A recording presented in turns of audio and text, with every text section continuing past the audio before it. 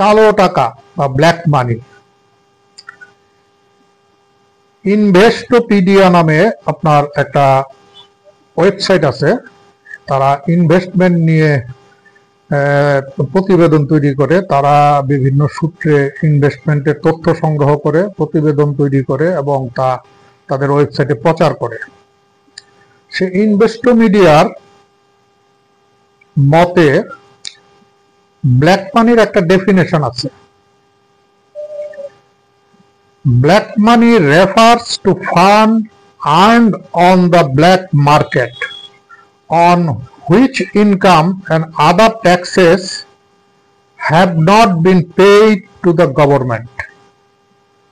অর্থাৎ যেই ফান্ডটা গভর্নমেন্টকে ট্যাক্স না দিয়ে লেনদেন করে সেই ফান্ডটাকে বলা হচ্ছে ব্ল্যাক মানি।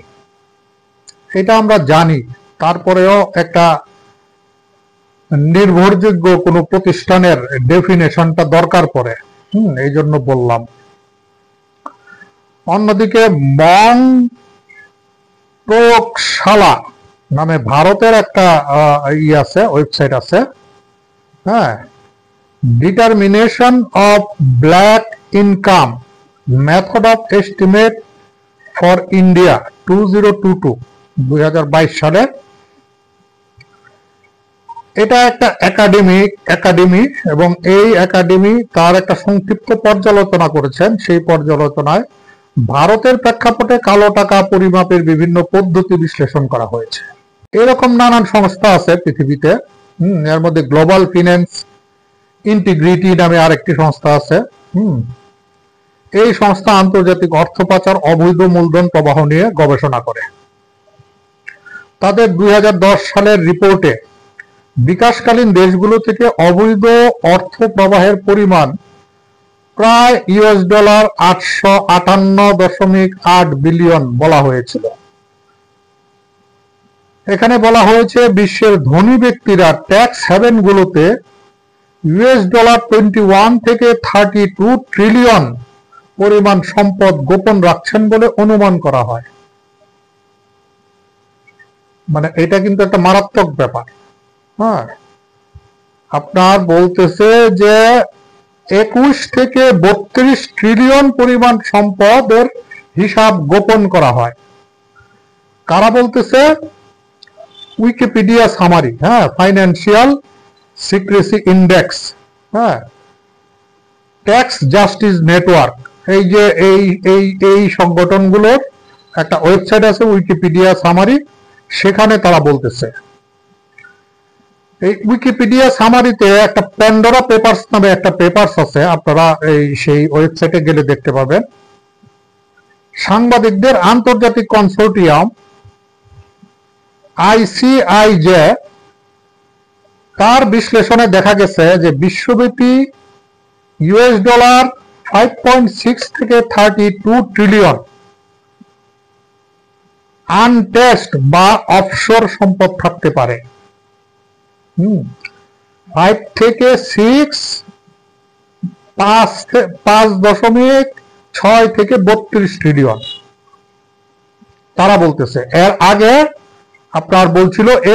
আগে বলছিল 21 থেকে 32 ট্রিলিয়ন। আচ্ছা, এই সংখ্যাগুলোর বেশিরভাগই 2010 থেকে 2021 সালের মধ্যে প্রকাশিত বিভিন্ন রিপোর্ট ও গবেষণার উপর ভিত্তি করে তৈরি। অনেক সংস্থা এটাকে শ্যাডো ইকোনমি বলে।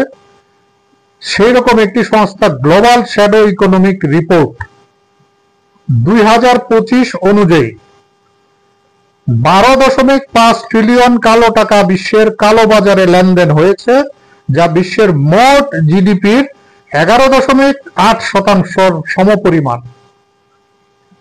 এই রিপোর্টটি করা হয়েছে 131টি দেশের তথ্য অনুযায়ী। আমেরিকার মোট বাজেট $6.5 ট্রিলিয়ন। এইটা আমেরিকার এই বাজেটটা দেখানো হয়েছে এই কারণে যে এটা অনুমান করার জন্য, হ্যাঁ, যে $12.5 ট্রিলিয়ন মূল্যের কালো টাকা লেনদেন হয়েছে 2025 সালে, এবং সেটা সারা বিশ্বের মোট জিডিপির 11.8 পার্সেন্ট। হ্যাঁ, কতটা ভয়াবহ। এখানে একটা মারাত্মক তথ্য আছে একই সংস্থার, সেটা 2023 সালের তথ্য। সেই তথ্য অনুযায়ী ভারতে কালো টাকার পরিমাণ মোট জিডিপির 26.1 থেকে 26.5%। অর্থাৎ ভারতের 1/4 বেশি কালো টাকা আছে বইলা তারা দাবি করতেছে, এবং যার মূল্য 991 বিলিয়ন মার্কিন ডলার। ব্ল্যাক মার্কেট কোনটাকে বলা হয়? এখন আসেন এটা একটু দেখি আমরা, যে কোনটাকে আমরা ব্ল্যাক মার্কেট বলবো, যেখানে ব্ল্যাক মানি ইনভেস্ট হয়। ব্ল্যাক মার্কেটের মূল বৈশিষ্ট্য হচ্ছে সেখানে কর ফাঁকি থাকবে, পণ্য বিক্রি হলেও সরকারকে ট্যাক্স দেওয়া হয় না। সেখানে নিষিদ্ধ বা সীমাবদ্ধ পণ্য থাকবে, যেমন মাদক, অস্ত্র, নকল পণ্য, বিদেশি মুদ্রা ইত্যাদি। সেখানে রেকর্ডবিহীন লেনদেন থাকবে, এইসব বেচা কেনা সরকারি হিসাব বা অর্থনৈতিক ডেটায় দেখা যায় না। সেখানে নগদ বা ক্রিপ্টোর মাধ্যমে লেনদেন, যাতে লেনদেনের ট্র্যাক রাখা কঠিন হয়, অর্থাৎ লেনদেনকে ট্র্যাক করা যাবে না। দাম অনিয়ন্ত্রিত, যেহেতু এটি বৈধ বাজার নয়, তাই চাহিদা যোগানের উপর দাম অনেক বেশি হতে পারে। অর্থাৎ চাহিদার তুলনায় যোগান সেখানে কম থাকে, কাজে দাম এখানে একটু বেশি থাকে ব্ল্যাক মার্কেটে। ব্ল্যাক মার্কেটে আর একটি বৈশিষ্ট্য হচ্ছে যে বিক্রেতা নিরাপদে ক্রেতার কাছে পণ্য পৌঁছে দেয়। এটা হচ্ছে তাদের গুডউইল, মানে ব্ল্যাক মার্কেটের যে বিক্রেতা, হ্যাঁ, বিক্রেতা একটা গুডউইল তৈরি করে। হ্যাঁ, যেই বিক্রেতা যত নিরাপদে ক্রেতার কাছে এই সমস্ত অবৈধ পণ্য পৌঁছায় দিতে পারবে, তার ব্ল্যাক মার্কেটে তার চাহিদা তত বেশি থাকবে। তো আর এখানে আপনার তারা বলতেছে যে কি কি পণ্য লেনদেন হয়। সেখানে লেনদেন হয় মাদক, অস্ত্র, ডলার বা ফরেন কারেন্সি, মানবঙ্গ, নকল ব্র্যান্ডেড পণ্য। হ্যাঁ, আবার ট্যাক্স ছাড়া ক্রেতার কাছে পণ্য পৌঁছে দেওয়া মানে মানব, এখানে বলতেছে যে ট্যাক্স ছাড়া ক্রেতার কাছে পণ্য পৌঁছে দেওয়া। হ্যাঁ, আরেকটা হচ্ছে মানব ও নারী পাচার। হ্যাঁ, এই যে ব্যাখ্যাগুলি, বিশ্লেষণগুলি আমি দিলাম বা তথ্যগুলি আমি দিলাম, হ্যাঁ, এই তথ্যগুলি কেন ইম্পর্টেন্ট?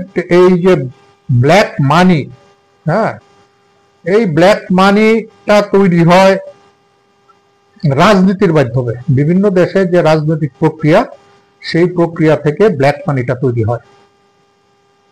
যে সমস্ত দেশে অগণতান্ত্রিক সরকার থাকে, স্বৈরতন্ত্র থাকে, গৃহযুদ্ধ থাকে, সেই সমস্ত দেশগুলি হচ্ছে ব্ল্যাক মানির উৎপত্তি স্থল।